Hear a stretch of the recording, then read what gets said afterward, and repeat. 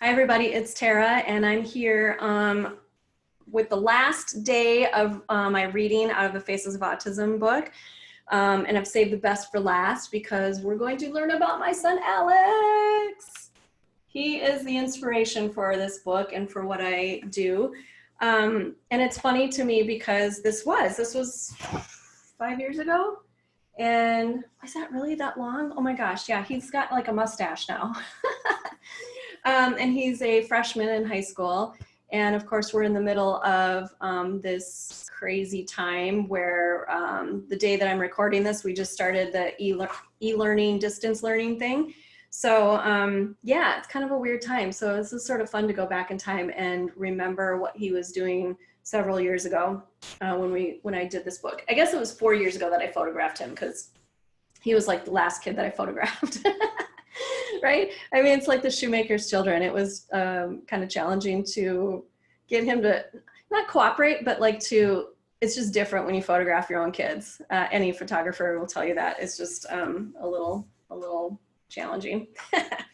All right, so the word that I picked for him is tenacious, which, side note, super funny. I was interviewed on WCCO Mid-Morning with Jason DeRusha, like the 2 days after the book came out, after the launch. And it was a shock. I didn't know I was going to be interviewed. I got called, and like 2 days later I had to be there, and they didn't really give me any like preparation questions or anything. So it was way out of my element, but I went in and I thought, okay, this is going to be fine. Like, they're professionals. They know what to ask me. And they were so good about making me feel calm and at ease. And it was on very quickly. But the very last question that Mr. DeRusha asked me was, about the one word concept in the book. And he said something about that using this one word to describe your child and how really cool that was. And then he asked me the question, what word is your child? One word to describe your child. And I blanked. I actually answered it. So if you ever watch the footage back, I did recover. But in my mind, I went, oh my God, I don't remember. Which is really funny because that has to be the easiest question, and I almost biffed it. So anyway, his word is tenacious. So that's a funny side note. Here we go. Meet my Alex. Oh, I might cry at this. Yes, my son and the source point for this book. If he hadn't come into my life to teach me about autism, this book would never have been born. And I'm so honored to be his mom. I'm mom to 3 boys, and Alex is the youngest. I'm glad I had 2 before him to pave the way for me as a parent, even though much of what I've learned had to be thrown out the window when Alex came along. He has challenged me and taught me extreme patience. I never knew the depths of patience I had to muster. And drawing from a deep well of empathy has helped me to understand my son better and help him to be his best self, which is what I want for all my sons. One of Alex's superpowers is that he has a big heart. He feels so deeply. I think a common belief about those with autism is that they don't have feelings or that they are cold and don't care. In my experience, it's quite the opposite. Alex cares so deeply that his emotions are overwhelming to him, and as a result, he shuts down. When people are hurt, sad, or angry, he has to leave the area because it bothers him so much. He has been known to leave the theater after a poignant movie, sobbing and wailing because he cared for the characters so much. It's really sweet.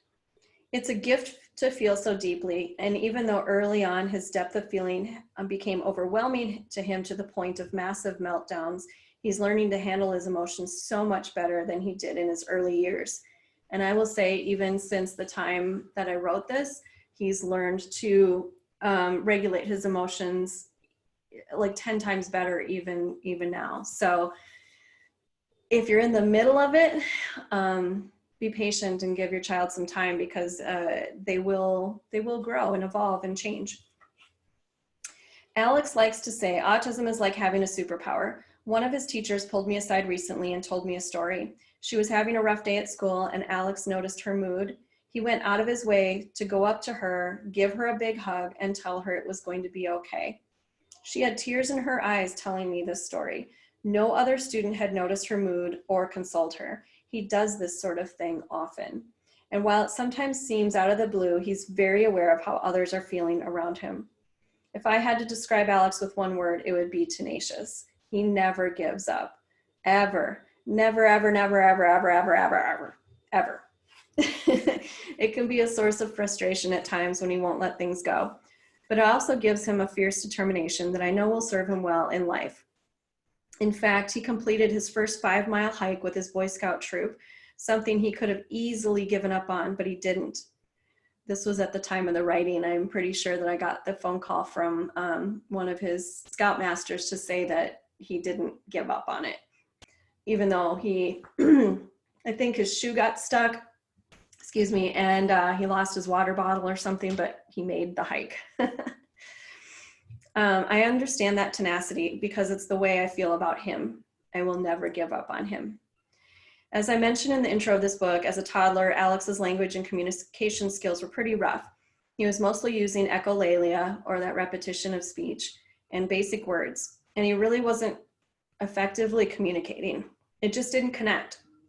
It was almost like a short circuit from his brain to his mouth. I could see what he wanted to say, but he just couldn't get it out.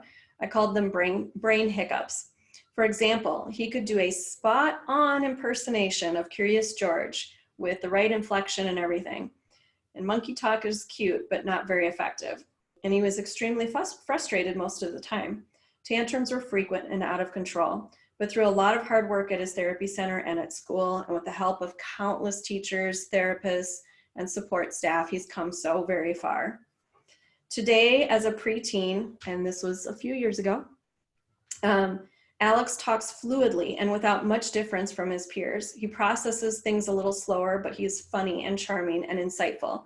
Okay, he's still all of those things, just with a mustache.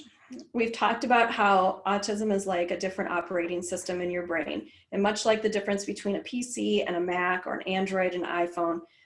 And he thought about that analogy for a while and replied back to me, I think my brain is like our old Chromebook because it operates a little slower than our other laptops. Yeah. As a 4th and 5th grade student, he was student council representative and had to get up in front of the class to inform them of upcoming events. He's in Boy Scouts now, earning merit badges and going camping. He interacts with his brothers in a very typical pesky little brother fashion, teasing and joking and bothering them. That's a long ways from his toddler monkey talk days. When he was first diagnosed, I had a hard time seeing his future. And now I know his future is very, very bright. And my word, so I have to share one picture before I share the words of wisdom with you. Look at this, me and my sweet boy. He's still sweet like that. He's just like a lot taller than me now. I think I would put my chin on his shoulder.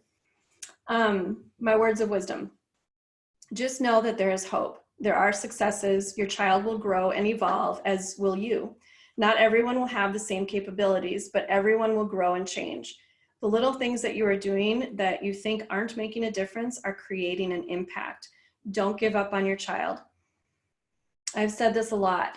This is kind of my mantra, but a parent's belief in a child contains the power of snowflakes, falling softly and gently, and in time becoming a glacier.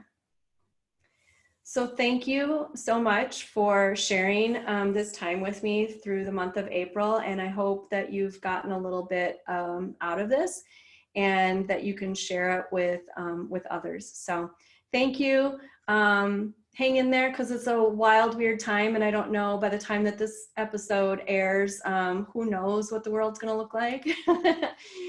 And I just hope that we're all healthy and happy and are kind to one another. Thank you. Bye.